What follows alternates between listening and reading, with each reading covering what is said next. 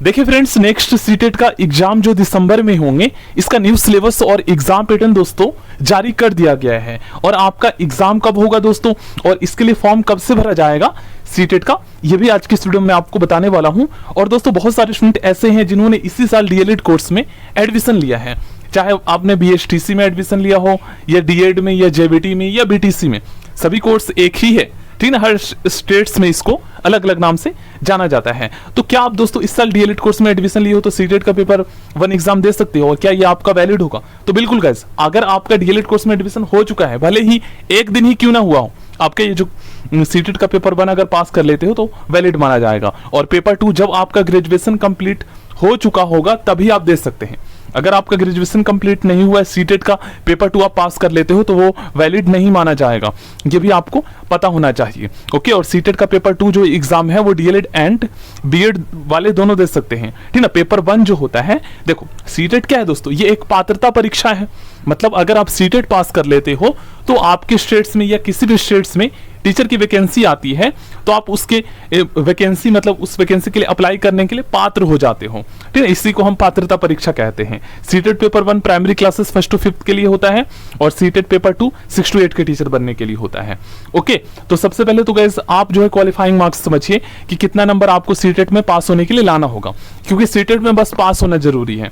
Okay, इसका number matter नहीं करता है, पहले मैटर करता था, क्योंकि पहले जो है सीटेट के आधार पर ही जो है ये क्या बोलते हैं सिलेक्शन होता था, मतलब भर्ती होता था। जैसे आपने मैट्रिक, इंटर और डीएलएड और सीटेट में जो नंबर लाए हैं इसी के आधार पर सिलेक्शन होता था, ठीक है। ज्यादा नंबर वालों का हो जाता था, लेकिन अब जो है एग्जाम आ गया है। तो देखो सीटेट का पेपर आपको पता है दोस्तों, चाहे वो पेपर 1 हो या पेपर 2, 150 नंबर का पेपर होता है दोस्तों।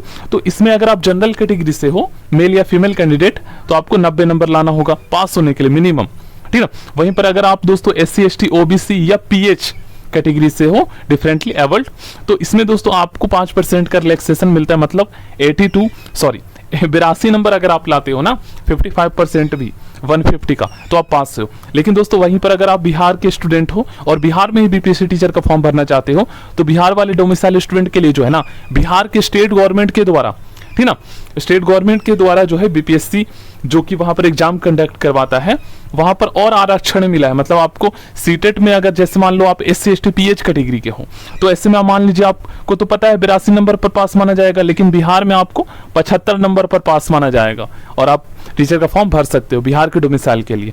वहीं पर अगर आप जनरल कैटेगरी के फीमेल स्टूडेंट हो, तो वैसे तो आपको 90 नंबर लाना हो तो पास होने के लिए, लेकिन बिहार में आप 82 नंबर पर पास हो और बीपीएससी टीचर का फॉर्म भर सकते हो। ओके, तो पेपर 1 में एग्जाम पैटर्न और सिलेबस में कोई भी चेंजेस नहीं हुआ है, वही है। आपका 150 नंबर का पेपर होगा, 150 मिनट आपको मिलेगा एग्जाम में क्वेश्चंस करने के लिए, और इसमें आपको पता है 150 क्वेश्चंस पूछे जाएंगे, ठीक ना।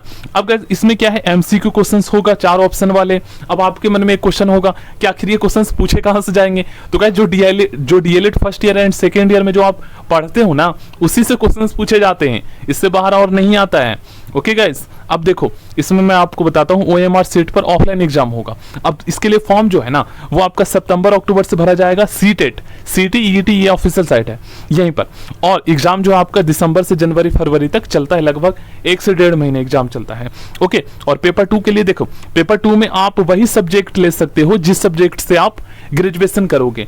तो डीएलएड सेकेंड ईयर में भी आपको वही सब्जेक्ट लेना है जिस सब्जेक्ट से आपने क्लास 12 पास किया है, ये नहीं मैटर करता है। आपने जो जिस सब्जेक्ट से आप ग्रेजुएशन करने वाले हो, जैसे जो साइंस स्टूडेंट होते हैं वो ग्रेजुएशन में आर्ट्स ले लेते हैं, तो फिर आपको डीएलएड सेकेंड ईयर में उसी सब्जेक्ट को लेना होगा और उसी सब्जेक्ट से आपको पेपर 2 देना होगा। लेकिन अगर आप साइंस के स्टूडेंट हो ना क्लास 12 तक, तो साइंस साइड से ही आप ग्रेजुएशन करना, क्योंकि साइंस साइड से बेनिफिट ये होगा कि मैथ साइंस का जो वैकेंसी आता है ना, ये ज्यादा आता है और इसमें कॉम्पिटिशन कम होता है। तो ऐसे में मैथ साइंस के टीचर बनने में कॉम्पिटिशन कम होने की वजह से सिलेक्शन पहले होता है। ओके गाइस, बाकी फॉर्म की फीस मैंने शो कर ही दिया है। और इसके लिए देखो आप सिलेबस पर मत जाओ, जैसे ये आपको पता है DElEd first year and second year में चाइल्ड डेवलपमेंट के इन सभी टॉपिक को आप पढ़ोगे। तो अगर आप DElEd first year second year में अच्छे से पढ़ लेते हो तो सीटेट की बुक खरीदने की जरूरत नहीं है। लेकिन सीटेट की बुक अगर आप खरीदोगे तो आपको पता लगेगा कि इनमें से कौन सा टॉपिक इंपॉर्टेंट है और इनमें से कौन कौन से टॉपिक से क्वेश्चन ज्यादातर पूछे गए हैं, ठीक है। तो ये आपको उस बुक से पता लगेगा, और उस बुक में प्रीवियस ईयर के क्वेश्चन जब आप देखोगे तो आपको पता लगेगा कि किस लेवल के कहां से क्वेश्चन कैसे पूछे जा रहे हैं, ठीक है। तो बुक आप आर्यन पब्लिकेशन का खरीद लीजिएगा या किसी भी पब्लिकेशन पब्लिकेशन खरीद सकते हो। जिस बुक से मैंने पास किया था वो मैं आपको बता रहा हूँ, आर्यन पब्लिकेशन की आती है। Okay guys.